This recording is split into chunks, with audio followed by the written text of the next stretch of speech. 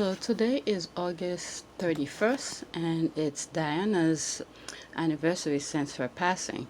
So there I've been away from Twitter all day because tomorrow my kids start school and I had apt and for them to take classes online and I had to figure out how things were gonna work. So I was kind of busy all day and I try my best to stay away from Twitter and I can't help myself to see what's going on because before you know it, I'm way behind. A lot of stuff is going on, so I don't want to be left in the dark. So yeah, so this is one of the videos that popped up, and I think I have the a good amount of it myself already. But here it is.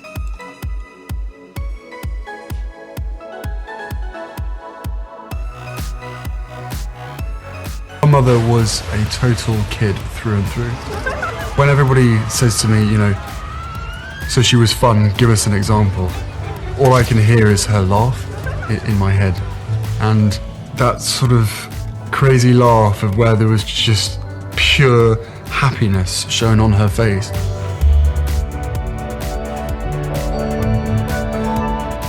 One of her mottos to me was, you can be as naughty as you want, just don't get caught. She was one of the naughtiest parents. She would come and watch us play football and smuggle sweets into our socks. And I mean, like literally walking back from a football match and having sort of 5 packets of Starburst, and just the whole shirt was just bulging with sweets. And then I was sort of looking around, open the top box, throw it all in, lock it up.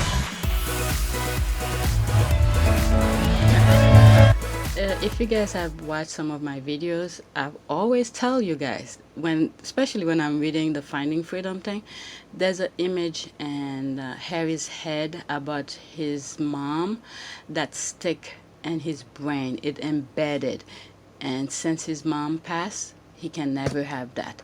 So he wants to create that kind of life environment that his mom had for him, for his own family. So pretty much the reason I want to create this video is that there's a audio that I did over the weekend when I went camping. I already did 2 videos already. So I don't want them to pile up because before you know it, there's more things that's coming up and more things I need to focus on. So before I put it out, I think it's like 26 minutes long. Hopefully I could cut some part, but most of my videos usually raw, and when I cut something, it's like I'll have to cut a lot. So whatever you hear, it is what it is. I'm sorry. So I'm going to another tweet that I find that was very interesting. Is this one. I saw it on my phone, and then I told you in one of my videos, I think my eyes is not, it's getting kind of worse. So I'm waiting after the pandemic finished to go see a professional for my eyes. And I saw this and I was looking at it and I had to zoom in to see what they were saying. I'm telling you, you guys, if you're not on Twitter, I highly recommend you create an account and follow the Sussex squads. You don't have to be involved. You don't have to tweet. You don't have to. Just read some of their tweets. It is hilarious. They create their own little bubble videos that probably past couple years, they for some reason something click and they share whatever their crazy mind is thinking of. It's hilarious. So this one, for instance, it says the future royal coronation. And when I zoomed in and I look, everything is saying Meghan, Meghan, Meghan, Meghan. I don't know if you find the funny part of it, but I thought it was funny when you think it should be focused about whoever the king is gonna be, the coronation of whoever, either Charles or William, but the talk of the town will be Meghan. So I'm gonna read some tweets here. Comment format. It says, they'll make it all about her. Laughing. May her name ring through the halls, hark the herald angel saying, these are facts. The stars of the show, as she should be. Cannot wait till her big day, as she better bring her own concert regalia. Try to do wearing white. Okay. But anyway, I thought that was funny. Just the original tweet itself. I think there's one more. Okay, this had to do with Princess Diana, and I believe if you see, there's a the thumbnails for one of my videos where I show William and what did I call that? I'll put the thumbnails on it on the screen when I'm editing it. Was it William and Harry? During their mom's, I think, funeral, both of their heads were down, and then there were some people who were crying, and I think I put fakers on top of them, because this is what Harry's going to right now. And none of them, all those people who were for Diana, none of them are really speaking up to defend Harry and his wife. So yeah, when I saw this tweet, that's what I was thinking about. Okay, so the tweet went, it said that so many people who love, oh yeah, you see it? It said that so many people who love Diana are the same one who think it's okay to bully her youngest son and his wife. That's exactly what I thought when I saw the picture, you know? So you guys could read this and let's see some of the comments. The youngest son and his wife deserve it. What? They brought it on themselves? What? But the blame where it belongs. Both also disrespectful to the queen and complete tone deaf. How? So many people who claim they love Diana, liars. It makes me sick. Prince William is doing the same bullying games using the same media who killed his mother to Harry and Meghan. Diana was murdered for what she knew was the royal family. The royal family is done over, no more looks. Why do people even hate Harry? He married a woman who wasn't white or British, and it brought the racists out. There it is. So that pretty much sums it up. So there's more, but this first one, where is she coming with her thing? There's a tweet I believe someone posted today where they show the queen is digging up her nose and all of that. But anyway, but the main thing is I don't want this video to be too long, because the one I'm gonna plug with that one is already 26 minutes. So if you don't mind hearing my mumbling, my rants, so continue listening. So from this point on, here's the audio that I did over the weekend regarding finding freedom. And I hope Diana rest in peace and keep protecting her youngest son, Prince Harry, and his wife and their child. All right, so here's the audio for the weekend on finding freedom. Thanks for watching. You know, again, with the tabloid and the military here and the book, this is, sometimes you have to think if, the tabloid don't have good intention for Harry at all. Okay, I've heard this before. This is not news to me, but it just came to mind when I read this.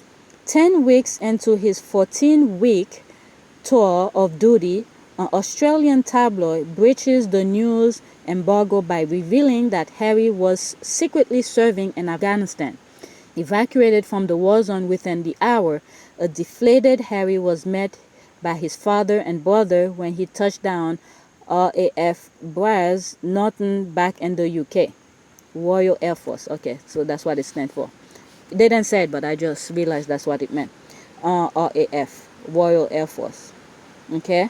While Harry described being broken by experience of leaving his soldiers, not of his own accord, he almost immediately started working on making his way back to the front line, his time as an Apache helicopter pilot. You know, the part that got me is the part where the Australian tabloid have revealed that he was in Afghanistan. So what is, I'm trying to figure out, what is the point? What do they get? Okay, I know money is part of the tabloid, yes, but what is the core, the really, I can never be in these people's shoes. What do they get out of this besides money for revealing the safety, the health and safety of him, just putting this out there? You know? So which means, in my humble opinion, the tabloid never had a good outcome, a good thing for Harry. They always wanted to harm him some way or another. That's my humble opinion right here when I read this. This is crazy. Okay, there's another quote here. By mid 2009, Harry passed the first phase of his training, which he described as the easiest way of getting back on the front line. Maybe safer, maybe not safer. I don't know. In the summer 2010, he enrolled in the second phase. The prince had impressed his commanding officer enough that he was afforded the opportunity to train as an Apache pilot, which only 2% of British pilots achieve. Now, what I get from this, where he said in 2009 he passed his first phase, which he described as being the easiest way of getting back into the front line. Harry, he went in the military with his heart and soul. For most people who join the military, either due to financial, I don't know about the UK. This is not to talk about the UK. But in the US, some people join the military due to financial circumstances. You know, there's an opportunity in the military. They could become something more than if they were to go to regular school and all of that. But for him, with his wealth and position, when he said he was going to join the military, he really went with his heart and soul. So when the Australian tabloid disclosed his whereabouts in Afghanistan, and they felt like to be safer, I could understand them pulling him out, not only for his safety, but for the rest of the people around him. Because once they know he's around, they don't care who's around him. They're gonna go full force trying to get to him, because that will hit a blow to the royal family. So for him to find another way to get himself back, and he only had done 10 weeks out of 14 weeks, so he had 4 weeks to go. But once they disclosed his location, they felt it was safer for him and his other military group just to get him out. So he had to do something else to get back in. I mean, who has the guts to do something like this? Most people will be like, okay, I have my 2 legs, my 2 arms, I could see, I could walk, I have my full function. They took me out, let's say honorable discharge. They probably will just leave and take whatever pension that comes with that. But he find his way back in, and that is to do the hardest thing, which was for most people, but to him, he find it was easy, right? Is to go to training to fly, was it Apache helicopter? And he found it was the easiest way for him to get back in the front line. And then on the second phase, he did so well that his commander officer, he was afforded the opportunity to train Apache helicopter. But it's just the thing that how they portray him, how they belittle him, and how they putting his family, when I mean family, I mean his wife and kid, in danger now. It's like they disregard all the things that he has done. If they did like him and respect him for what he did, all the things that they're doing to Meghan and his child, they will not do it. So those tabloids have no soul at all. There is no dignity. They have no core value. They just evil and everything. They just see hate. Once they see hate, they don't see the good in anything else. It's just sad. Oh shit, water just fell in my book. No, don't mess up my book. It's gonna take me 3 years to finish this book. Okay, let me move away from that spot. There's a hole somewhere in the tent. Yeah, the water just splashed. But anyway, yeah, that came to mind and I had to record that. I hope there's nothing more about the military, because I didn't want to say too much about the military. So you see, I continue reading here. Like I said earlier, I had paused the audio, but I continue reading. It says here, Harry arrived back in Islamic Republic in September 2012 as a pilot gunner with the 662 Squadron 3 Regiment Army Air Corps. This time it was with full knowledge of the public, and within a week of his arrival, 19 members of the Taliban, armed with rocket-propelled grenade, mortars, and automatic weapons, stormed his fortified base camp. I think that was the one that I've seen video of, where he was doing an interview and he ran out of the interview and stuff like that. Now to where it's been a violent few days in Afghanistan. 6 U.S. soldiers killed there this weekend in 2 separate attacks, one by the Taliban at the same base where Prince Harry is deployed. So was he a target, and is the prince's very public deployment putting other lives in danger? ABC's Mohammed Leela is in Kabul this morning with the very latest. Mohammed, good morning to you. Well, good morning, Elizabeth. Anti-riot police have been out here in full force today after a series of protests here turned violent. As for the prince, well, he is still on his base just days after the Taliban nearly got to him. Hundreds of protesters swept through the city, anti-American fever on full display, just days after the Taliban pulled off what many thought was impossible. They stormed Camp Bastion, a sprawling 20-square-mile concrete fortress. Their target, the airfield where Prince Harry's Apache helicopter was parked. The prince himself, who was at least a mile away, reportedly wanted to fight, but British Secret Service whisked him away to a safe room the moment the attack happened. The Taliban were able to execute this attack in a quite professional manner. They were able to do reconnaissance, posing as farmers and watching how the Marines worked on base, where they worked. Using weapons they'd reportedly buried in the sand outside the base, 15 Taliban fighters disguised in American uniforms blew a hole through the outer wall, storming inside with automatic rifles, suicide vests, and grenade launchers. Under the cover of darkness, the firefight lasted for hours, leaving 2 U.S. Marines dead and 9 coalition personnel wounded. You had 15 essential suicide attackers roaming individually on the base, firing up, blowing things up. By the time the smoke had cleared, the insurgents had damaged or destroyed 8 Harrier jets worth at least $20 million each, 3 refueling stations, and 6 aircraft hangars. Now, guys, here's the dilemma moving forward. If the British pull the prince out the way they did the last time he was here, the Taliban will claim it as a victory. And if they leave the prince here deployed, he'll continue to put himself and those around him at greater risk. This could have been it.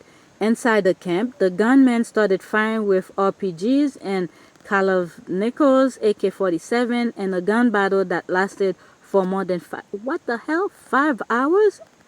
I didn't know that. A few days earlier, the Taliban had announced, oh shit, see, I didn't even read that part. Had announced, had announced Harry's operation. Okay, this is why they had to take him out. When the Australian, was it Australian tabloid who had announced it, that he was in, was it Afghanistan? So these people, once they see the target, yep, Australian tabloid had announced he was in Afghanistan, they had to take him out. It is because of this kind of action that usually take place. Once they know where you are, especially the top prize, you know, they will risk everything. So yeah, common sense tells you that. So the tabloid never in Harry's favor. It's sickening to even think about that. Yeah, like I was saying, which was just a name sounded. What is it? Their goal was to kill or injure the prince.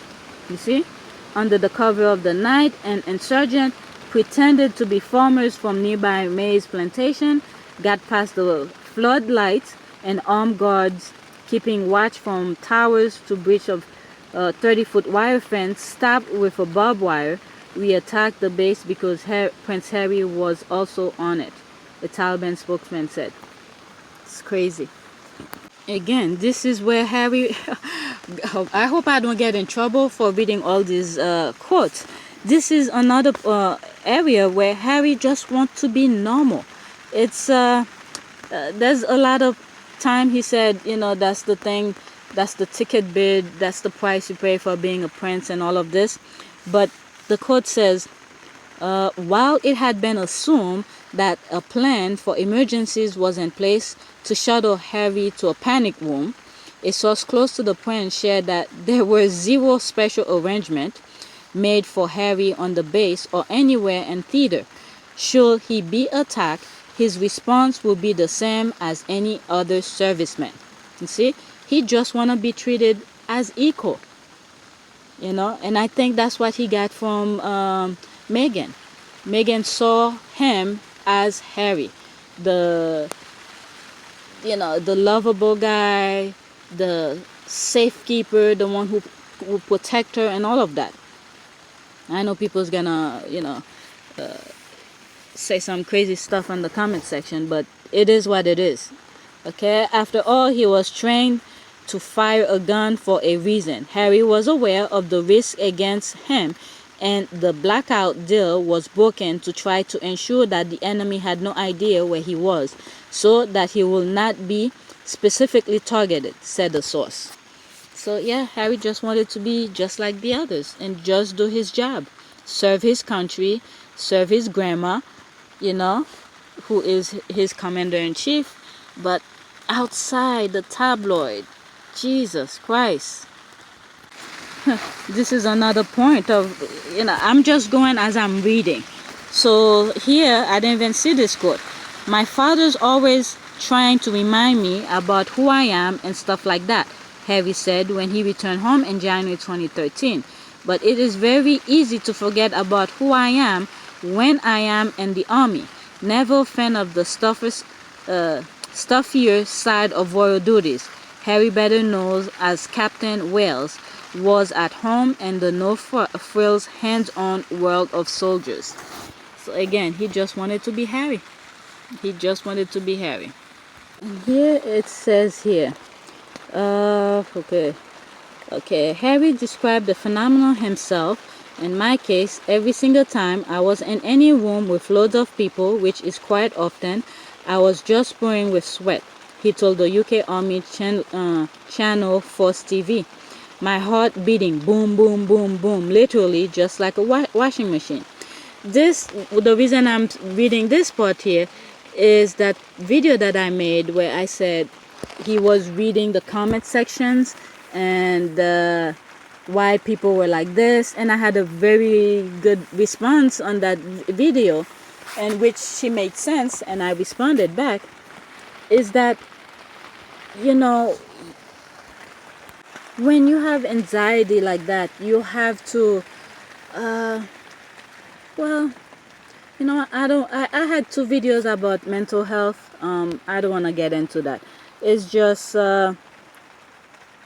yeah, maybe I should even mention anything about that, because he knows he has some issues and he's seeking help. So I don't want to, let me not say what I'm thinking. That's all.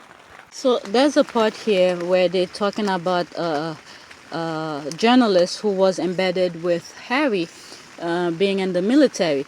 And he thought that the kind of position that they will give him was mediocre kind of thing. That's my word. That's not the book. But when there was an attack, IED, he found himself and Harry in the middle of a battle. And he mentioned here, was it, I was totally wrong. He was in a very real danger a lot of the time, but he took it all in his stride.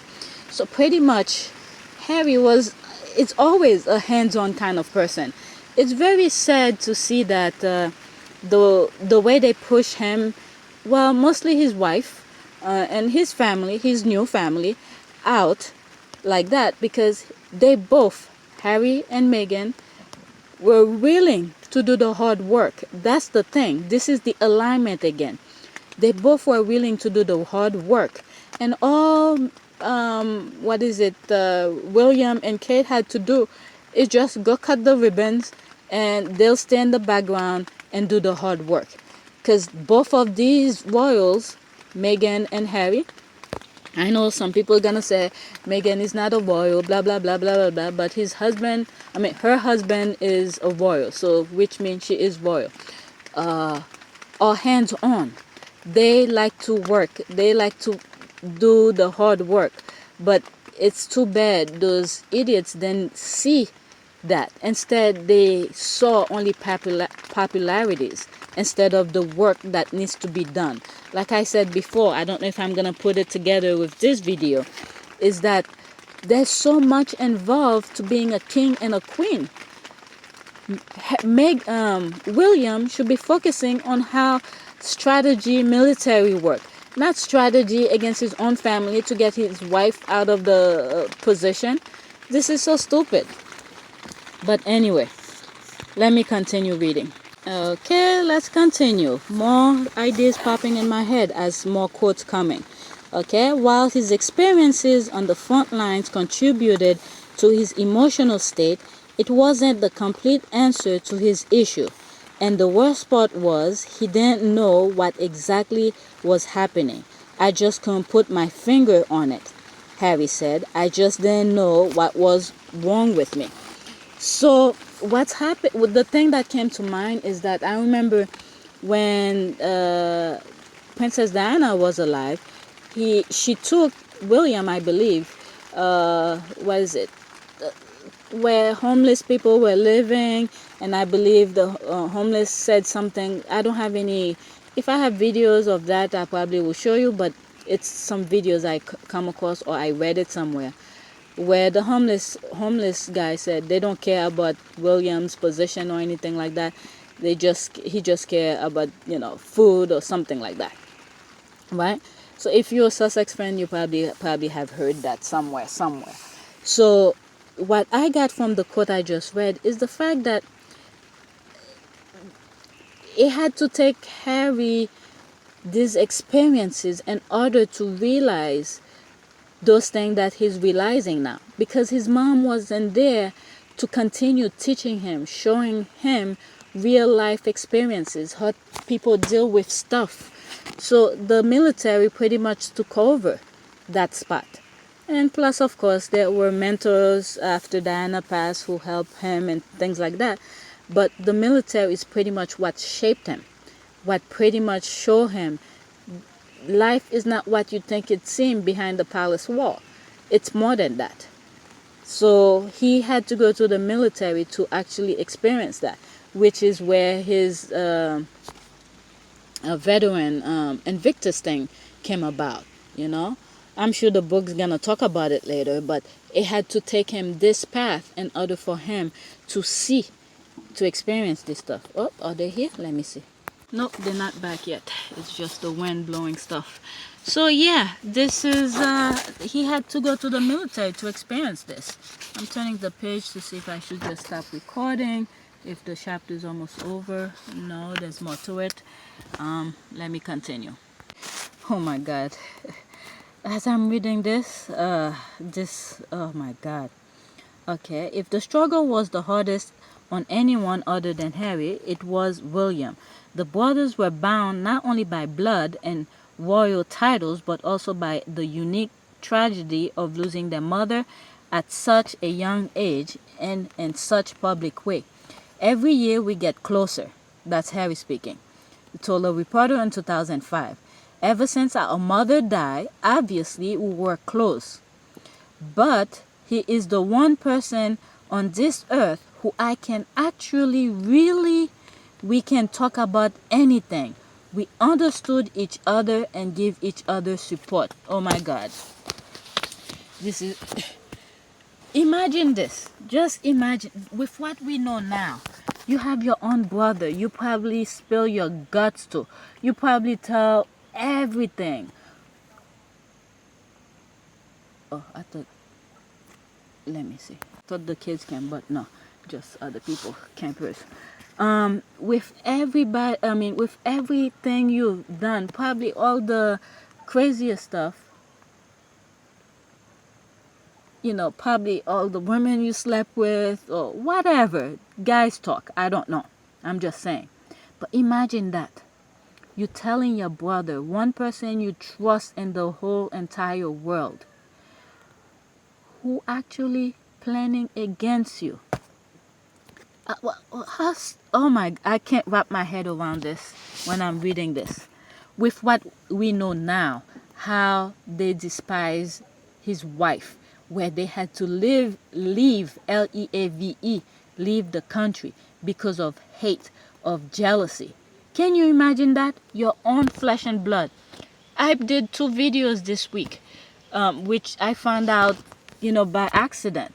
And it's a show I used to watch from the O Network. Is that Tim something, Norman, kill his own nephew, okay? Family.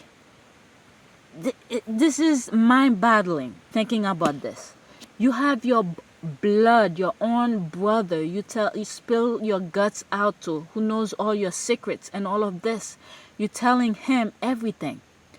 And then when it comes to creating your own family, and with all the tabloid, with what's going on, plotting or putting, telling secrets to the tabloid about you, or this girl, whatever, your girlfriend, to call your girlfriend this girl. Luckily, it clicks to him that, he sensed that the brother did not approve of the person he actually get to know.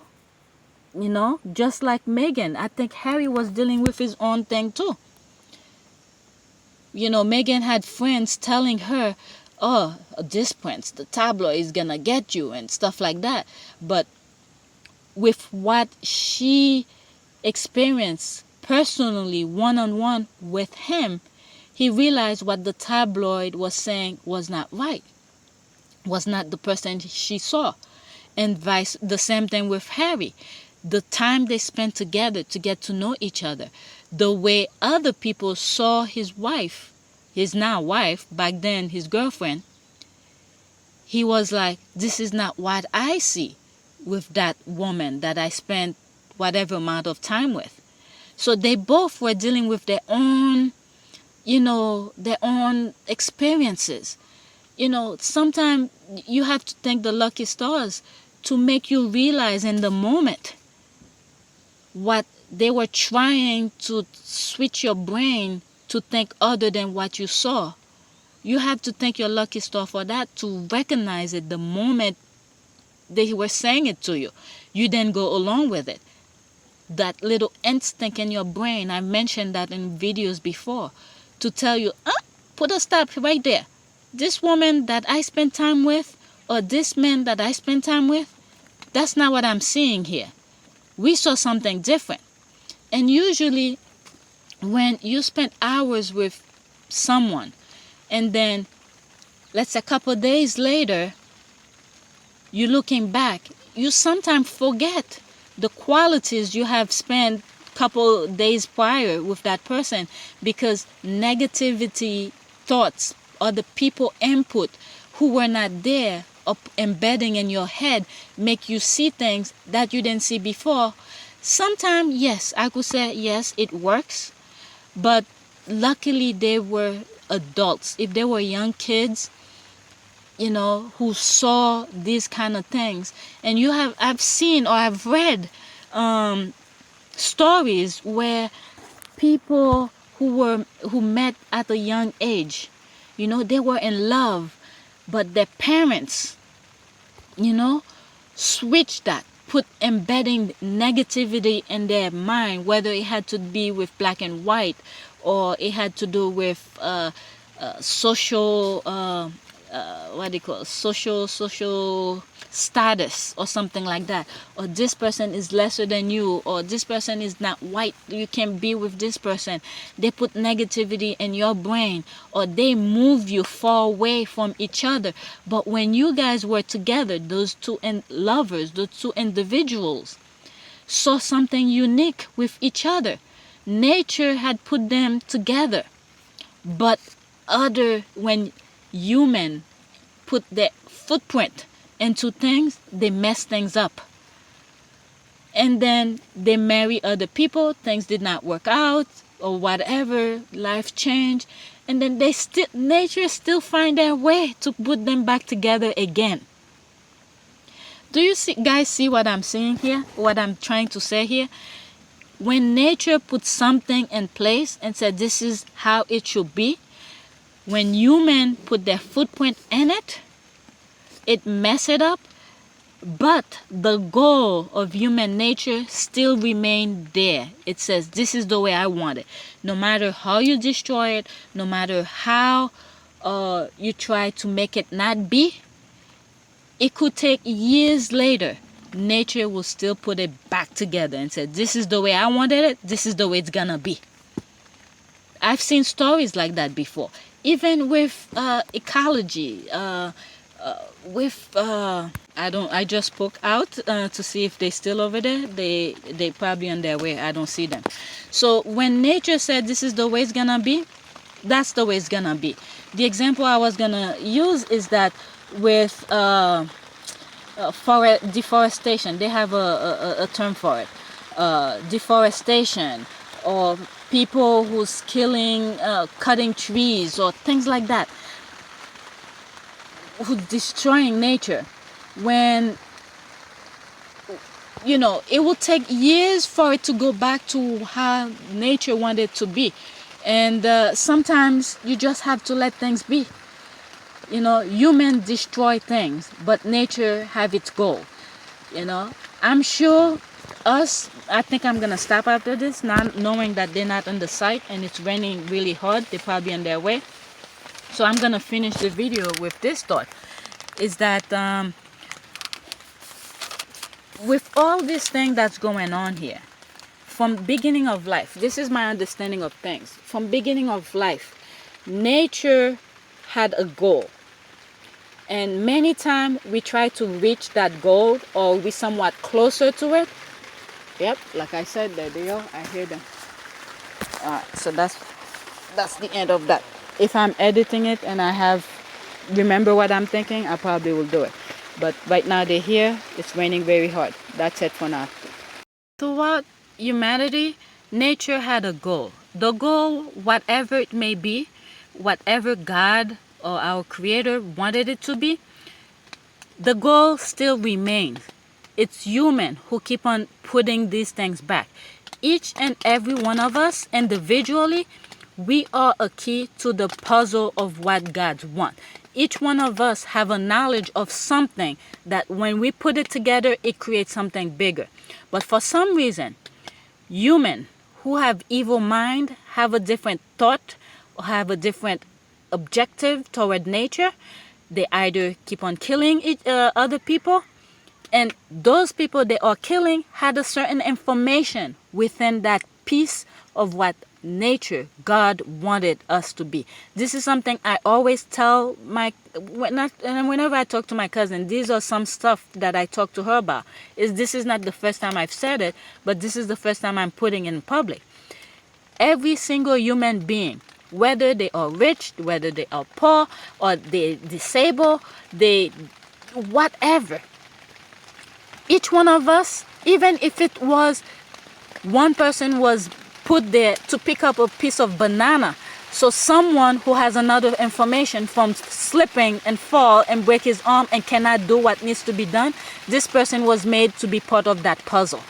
So every single human being is a piece to a puzzle of what nature wanted. So the kids went to clean up themselves, so I had to do this before I forget it. But that's what I wanted to say of what I think our goal is. So that's from reading Finding Freedom. All of this stuff is coming to mind. So that said, it's raining very hard right now. So who knows when I'm, let me see, we're leaving tomorrow, so I may not even do another video. Not a video, audio, because that's all I'm doing right now. So that's it. Thanks for watching. Don't forget to subscribe, like and share, and let me know what you think. Thanks for watching.